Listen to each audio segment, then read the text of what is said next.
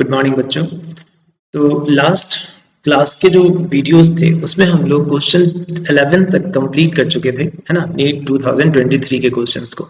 अब हम लोग उससे आगे वाले क्वेश्चंस को सॉल्व कर रहे हैं। ध्यान देना, क्वेश्चन नंबर 12 क्या कह रहा है। Photovoltaic device can convert optical radiations into the electrical. तो देखो यहाँ पे फोटोवोल्टाइक कह रहा है। फोटोवोल्टाइक का मतलब क्या हो गया? लाइट से चलने वाला डिवाइस जो है ना। सो ऑब्वियसली ऑप्टिकल रेडिएशंस को ये किस में कन्वर्ट करेगा? तो इलेक्ट्रिकल रेडिएशंस में। तो ये स्टेटमेंट जो है तुम्हारा सही है। फिर कह रहा है zener diode is designed to operate under reverse bias in breakdown region. तो हम लोग जेनर डायोड का, अगर तुम डायोड का कैरेक्टरिस्टिक देखोगे तो डायोड के कैरेक्टरिस्टिक क्या थे? फॉरवर्ड बायसिंग में कुछ वोल्टेज के बाद ये करंट इंक्रीज करता, एंड रिवर्स बायसिंग में जो है वो इस तरह से करंट की वैल्यू डिक्रीज होती। तो इस वाले पार्ट को हम लोग जेनर रीजन बोलते थे और इसी रीजन में जेनर डायोड वर्क करता है। So zener diode works in reverse biasing. ठीक है, ये हम लोग डायोड को एज अ रेक्टिफायर यूज करते थे, मतलब एसी से डीसी के कन्वर्जन के लिए। ये वाला जो पार्ट है this is used as a photodiodes, मतलब जब हम लोग फोटो डायोड यूज करते हैं तो वो रिवर्स बायस में कनेक्ट होता है। Even this portion is used as a constant capacitor. तो अभी इस ऑप्शन में हमसे केवल जेनर डायोड के बारे में पूछ रहा है। तो देखो क्या कह रहा, zener diode is design to operate under reverse bias in breakdown region. तो ये ब्रेक डाउन रीजन कहलाता है। तो ये भी स्टेटमेंट सही है तुम्हारा और ये भी स्टेटमेंट सही है। So both statements are true. So इसका आंसर देखो क्या कह रहा है, both statement 1 and statement 2 are correct. इसका आंसर सेकंड होना है। ठीक है, नेक्स्ट क्वेश्चन देखते हैं।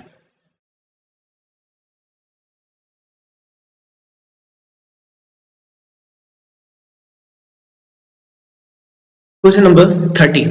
The ratio of the frequencies of fundamental harmonic produced by an open pipe and that of the closed pipe having the same length. So तुम्हारे पास दो organ pipe है, एक क्लोज्ड और एक ओपन। So मेरे पास मान लो ये ऑर्गन पाइप हम लोग ड्रॉ कर लेते हैं। हमारे पास ये एक ऑर्गन पाइप है जिसका एक एंड जो है क्लोज्ड है। तो मान लो हम दोनों ऑर्गन पाइप को ऐसे यहाँ पे ड्रॉ कर रहे हैं। अब इस ऑर्गन पाइप में क्या है, इसका एक एंड जो है वो इस तरह से क्लोज्ड होगा। मान लो इसको हम लोग क्लोज दिखा रहे हैं, this is known as the closed organ pipe. और अगर दोनों एंड ओपन है तो इसको हम लोग क्या बोलेंगे? Open organ pipe. इसमें हम लोग इसकी फ्रीक्वेंसी जानते हैं, जो जनरल फ्रीक्वेंसी होता है closed and open organ pipe का, this is your closed organ pipe. So F N is equals to 2n minus 1 divided by 4l into the velocity. So this is the frequency, nth frequency.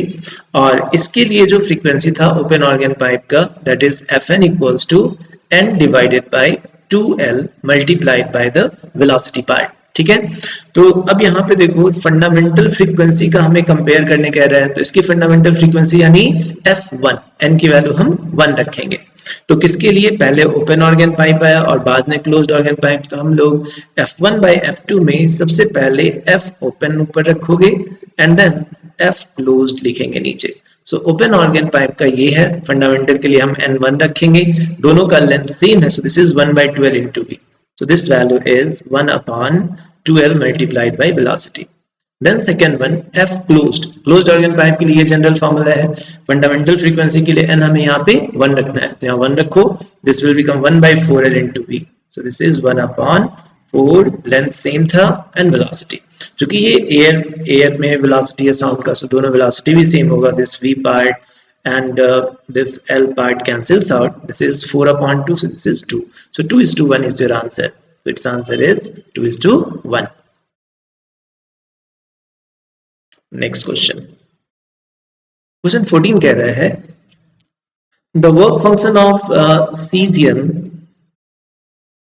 potassium and Na are this much. ठीक है, if incident electromagnetic radiations has an incident energy is this much. So तुम जो photon use कर रहे हो, जिस photon से हम लोग मेटल से इलेक्ट्रॉन को बाहर निकालेंगे, जो इलेक्ट्रॉन बाहर आएगा, इस फोटोन की एनर्जी तुम्हें गिवन है। This energy is 2.20 electron volt.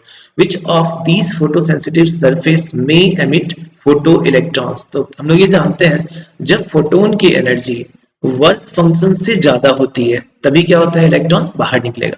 अगर वर्क फंक्शन से कम है तो इलेक्ट्रॉन बाहर नहीं निकलना है। तो तुम्हें ये चेक करना है कि ये एनर्जी वर्क फंक्शन से ज्यादा किस मेटल के लिए है। तो देखो 2.20 इससे ज्यादा है, इससे कम है, इससे कम है, यानी इन दोनों से इलेक्ट्रॉन नहीं निकलेगा.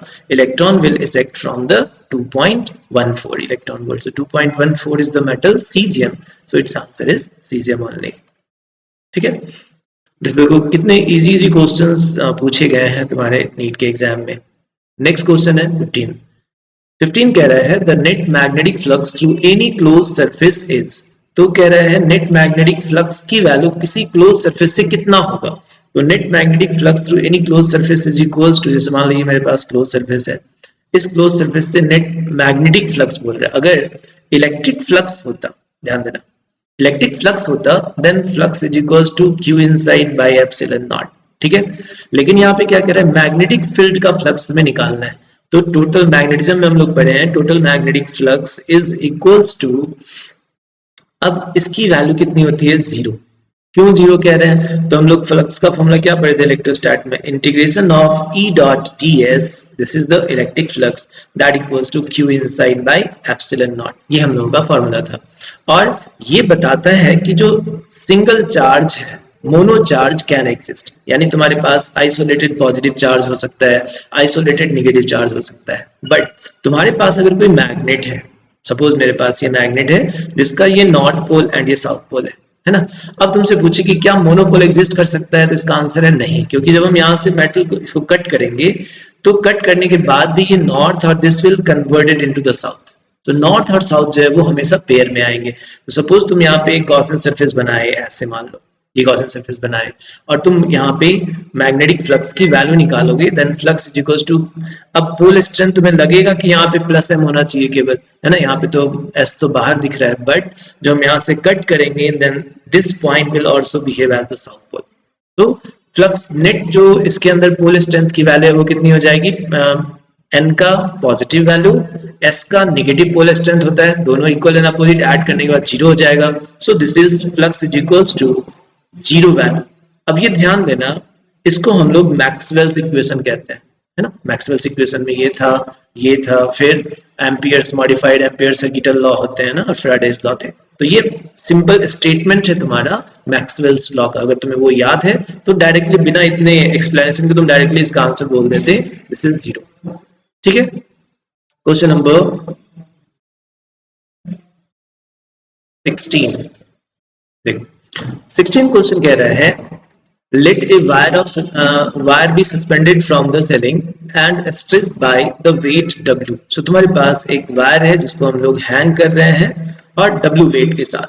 so इस तरह से मान लो मेरे पास ये वायर है और इस वायर पे हम लोग एक W वेट अप्लाई किए. so मान लो मेरे पास ये वेट लगा दिया, this is the weight W and this is rigidly support at the fixed end. ठीक है. Stress at the free end. The longitudinal stress at any point of cross section area A of the wire is. तो इसका cross section area A given है और हमसे कह रहा है कि इसमें longitudinal stress कितना होगा. Then stress is equals to, you know that stress is equals to force divided by area. अब force कितना है, this is the W part and the area is A, so its answer is W upon A, so its answer is 3. Next question देखते हैं.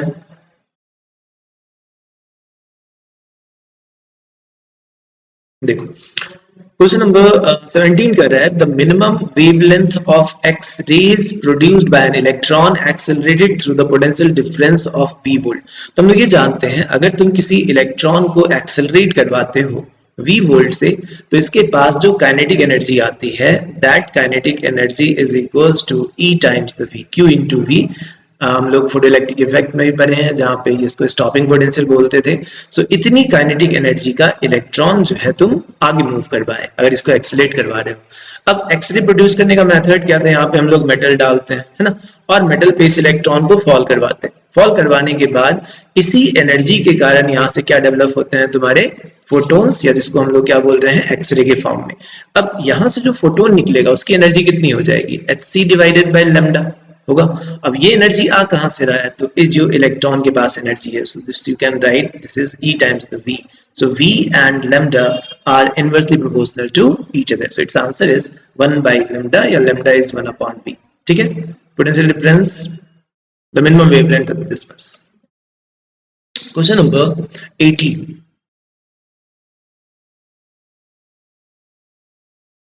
18 कहा a Carnot engine has an efficiency of 50%. When its source is at a temperature 327, the temperature of the sink is. तो हमसे sink का temperature पूछ रहा है.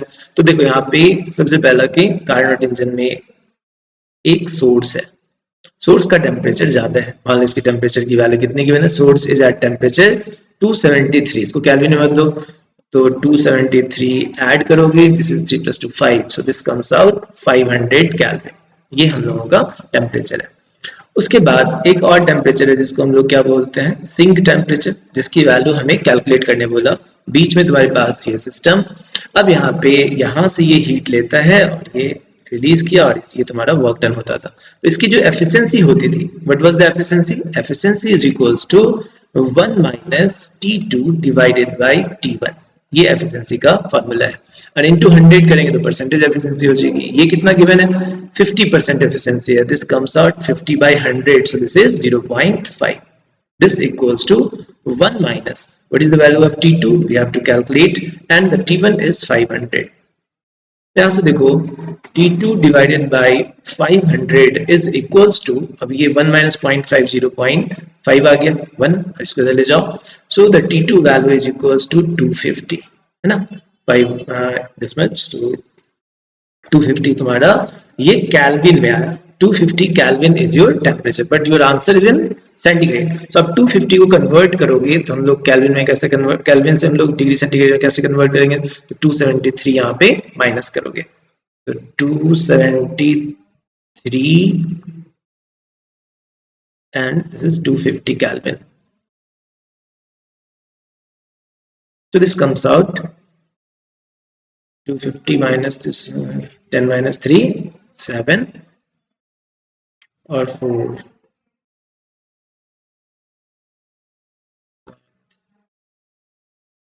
23 ना. ओ सॉरी, यहाँ पे ये गड़बड़ हो गया. This value is how much, 600. That there is a mistake. उसके बाद में फिर से इसको सॉल्व कर लेते हैं.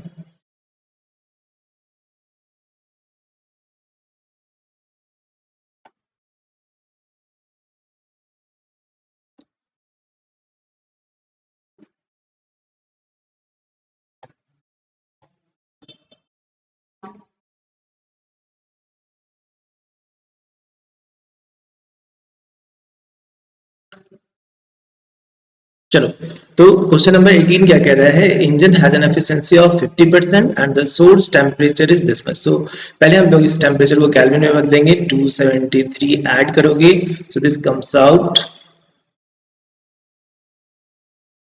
600 केल्विन, है ना. सो ये 600 केल्विन जो है तुम्हारा टेम्परेचर हो गया सोर्स का. अब हम लोग जब एफिशिएंसी का फॉर्मूला जानते हैं, efficiency is equals to 1 minus T2 divided by T1. ये सिंक का टेम्परेचर है, ये सोर्स का टेम्परेचर है ना. सोर्स का टेम्परेचर ज्यादा होता है तो इसकी वैल्यू नीचे रखेंगे. अब ये जो गिवन है तुम्हें 50% यानी 50 by 100, this is 0.5. This is equals to 1 minus T2 divided by the value of T1 is 600. Yeah, so T2 by 600 is equals to 1 minus 0.5. This is 0.5. So the value of T2 is equals to 600 into 0.5. This is 300 Kelvin. इतना temperature है तुम्हारे sink का. लेकिन option में तुम्हें centigrade में given है, so इसको हम कन्वर्ट करेंगे. सो माइनस 273 माइनस कर लो इससे. सो this gives you 10 minus 3 7 2 and this 0. So 27 degree centigrade is your answer. It is 2. ठीक है, क्वेश्चन 18. नेक्स्ट क्वेश्चन देखते हैं हम लोग, क्वेश्चन नंबर 19.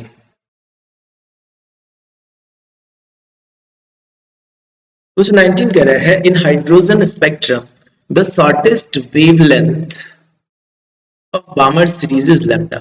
अब देखो शॉर्टेस्ट वेवलेंथ क्या होगा, तो हम लोग एनर्जी जानते हैं, energy difference is equals to hc divided by lambda, है ना. जब इलेक्ट्रॉन जंप करते हैं, है ना, तो फोटोन की फॉर्म में एनर्जी निकलती है और ये एनर्जी डिफरेंस है एनर्जी लेवल का. अब लैम्डा की वैल्यू कम होना मतलब क्या होगा, ये वैल्यू ज्यादा हो जाना. तो एनर्जी डिफरेंस ज्यादा होगा तो शॉर्टेस्ट वेवलेंथ मिलना है. अब किसका शॉर्टेस्ट वेवलेंथ देखना है तुम्हें, बामर सीरीज का. तो बामर सीरीज में होता क्या है, n इक्वल्स टू 2 पे जंपिंग, पहले पे लाइमन दूसरे पे बामर. और कहां से करोगे, तो n इक्वल्स टू इनफिनिट से, इनफिनिट से यहाँ पे जंप कर पाएंगे. This is the bound series line and this will be the lambda minimum.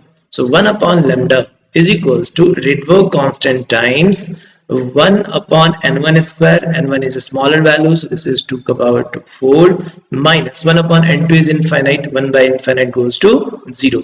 So this is r by 4 आ गया. This one is 1 by lambda. फिर कह रहा है the shortest wavelength of the bracket series. तो अब Brackett series के लिए मान लो इसके वेवलेंथ को हम लोग लैम्डा 2 बोल देते हैं. तो ब्रैकेट क्या होगा, Lyman Balmer Paschen bracket means n equals to 4 पे तुम्हें जंप करवाना है. कहां से, तो इनफाइनाइट से. सो n इक्वल्स टू इनफाइनाइट से जब हम n इक्वल्स टू 4 पे जंप करवाएंगे then this series is known as the bracket series. तो 1 upon lambda 2 is equals to r times 1 upon n1, n1 is your 4, 4 4 just 16 minus 1 upon n2 will goes to 0, infinite से divide किए. So this is r divided by 16 आया. So अब हम इन दोनों का ratio निकालते हैं. तो this divided by this कर लो. So 1 upon lambda 2 whole divided by 1 upon lambda equals to, what is 1 by lambda 2? 1 by lambda 2 is r by 16 upon 1 by lambda is r by 4. So this r and r cancel. So 4 divided by 16. So this is 1 upon 4 आया. और इस side देखो lambda ऊपर. So lambda divided by lambda 2 is equals to 1 upon 4.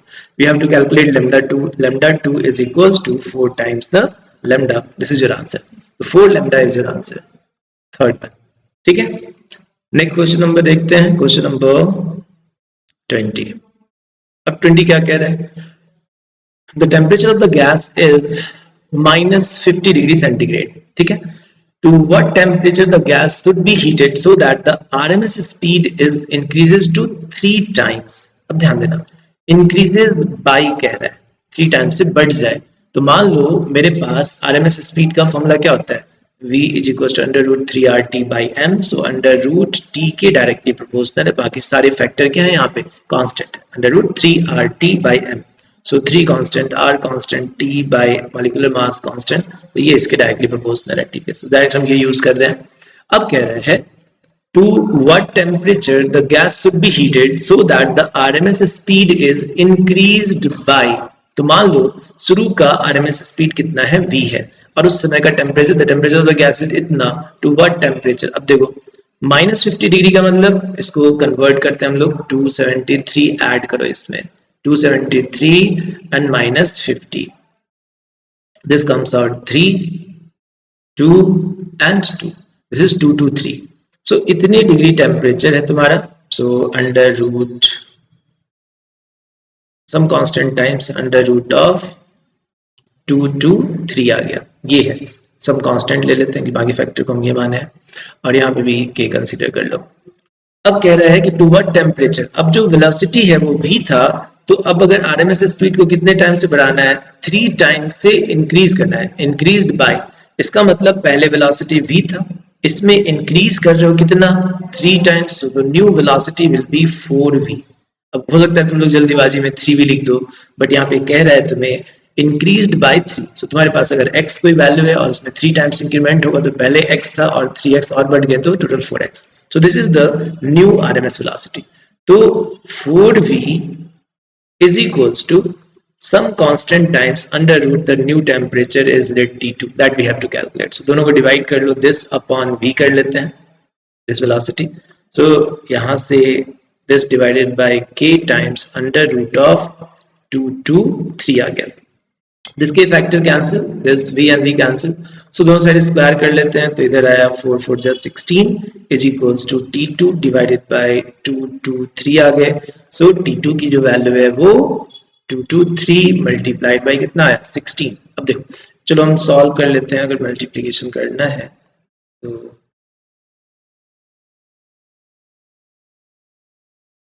this much 3 2 and 2. So this gives you 8 6 3 plus 2 5 2 plus 1 3.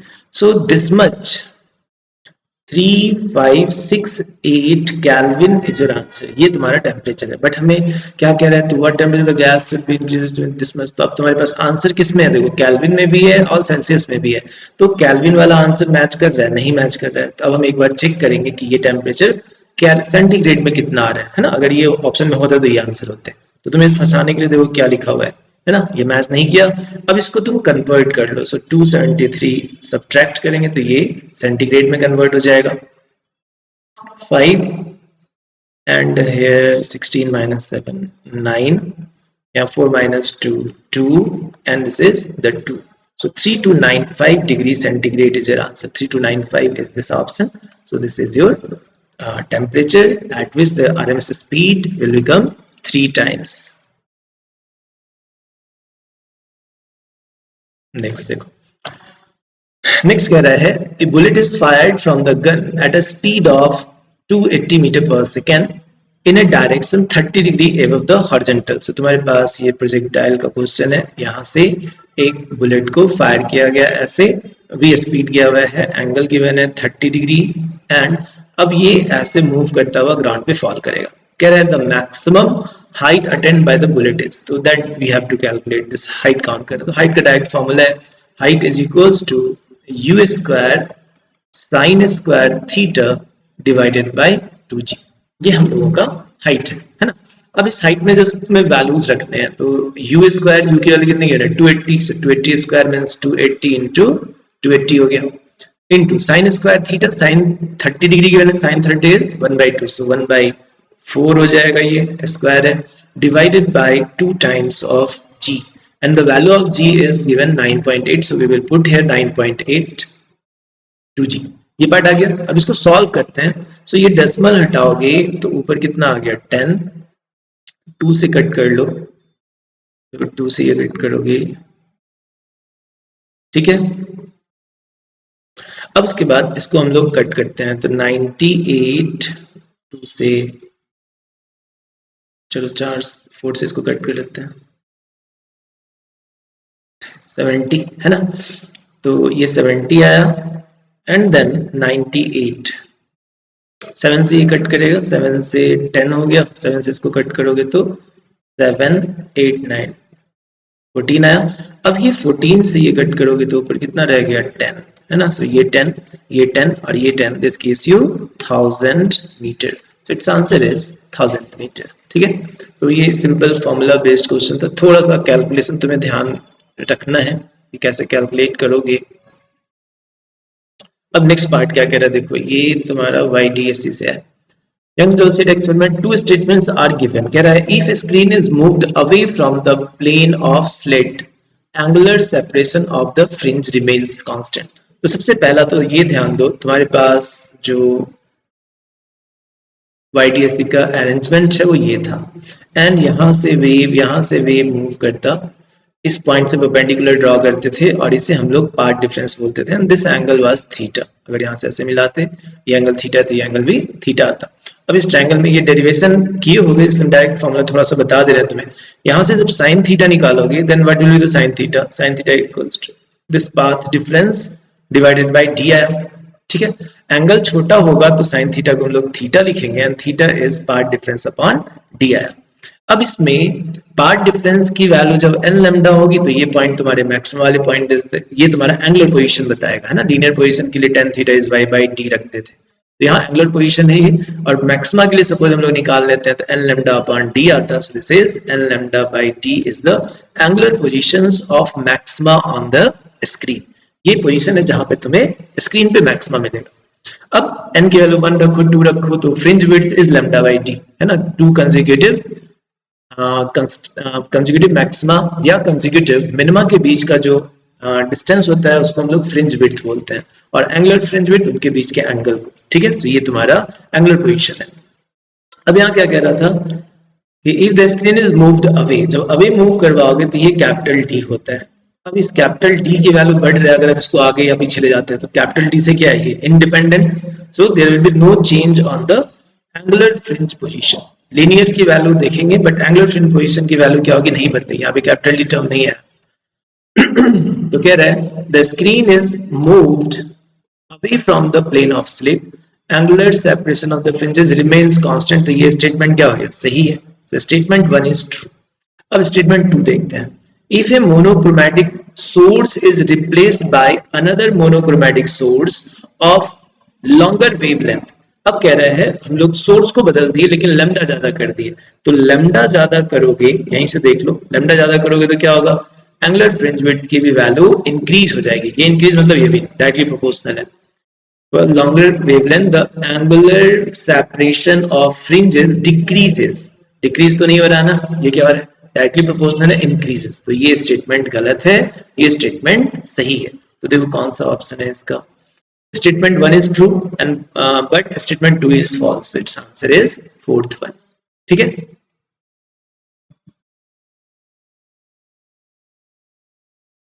Question number 23 देखते हैं. 23 कह रहा है the magnetic energy is stored in an inductor of inductance this much carrying a current of 2. तो हम लोग जानते हैं इंडक्टर में जो एनर्जी स्टोर्ड होता है, that energy stored is equals to half L I square. ये फॉर्मूला है. So we write half. L is how much?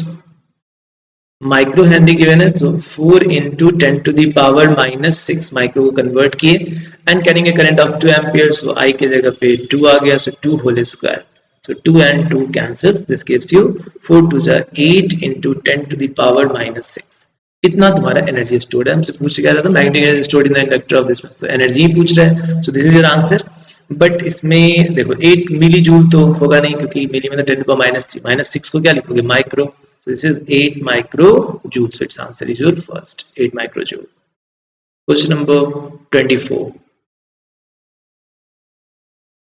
देखो 24 कह रहा है if integration of E dot ds over a surface is 0 then. तो ये तुम्हारा स्टेटमेंट है तुम्हारा गॉस थ्योरम का. तो टोटल फ्लक्स की जो वैल्यू है वो ये है and that equals to what, this is q inside upon epsilon naught. ये होता है और ये वैल्यू कह रहा है कि 0 के इक्वल है. This implies q inside equals to 0 आया. अब स्टेटमेंट में ऑप्शन के अकॉर्डिंग क्या आंसर आएगा वो देखते हैं. The electric field inside the surface is necessary uniform. ये जरूरी नहीं है, क्योंकि यूनिफॉर्म जरूरी नहीं है. क्यू इन साइड देखो, अगर मान लो यहाँ Q1 चार्ज रखते हैं, यहाँ पे Q2 चार्ज रखते हो ऐसे, तो क्या होगा, चार्ज यहाँ से इलेक्ट्रिक फील्ड लाइंस बाहर निकलेंगे ऐसे.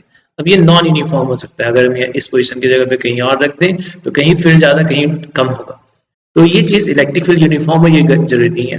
The number of flux lines entering the surface must be equals to the number of lines leaving the surface. अब ये स्टेटमेंट सही है, क्योंकि जितने लाइंस यहाँ से अंदर आएंगे उतने ही लाइन यहाँ से क्या होंगे, बाहर आएंगे. फ्लक्स का जो लैंग्वेज बाइट है, क्वालिटेटिव स्टेटमेंट, वो क्या था, flux is the number of electrical lines passing through an area.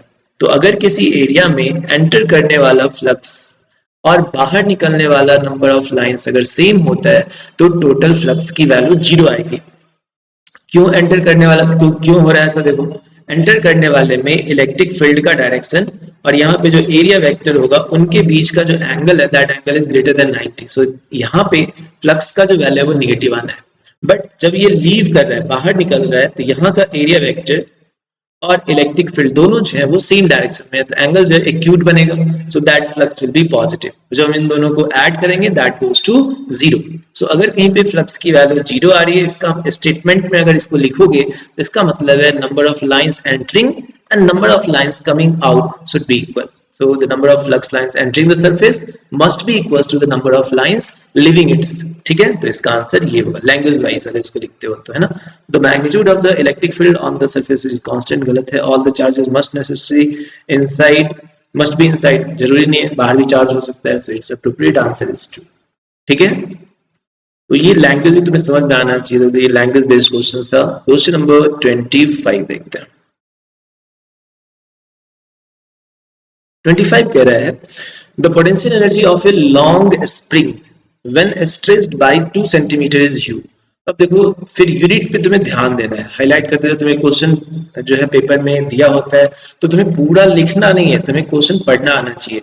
तो कह रहा है कि स्ट्रेस कितने से की, 2 सेंटीमीटर से, और उसकी एनर्जी कितनी है, यू. तो पहले तो देखते हैं एनर्जी का फॉर्मूला.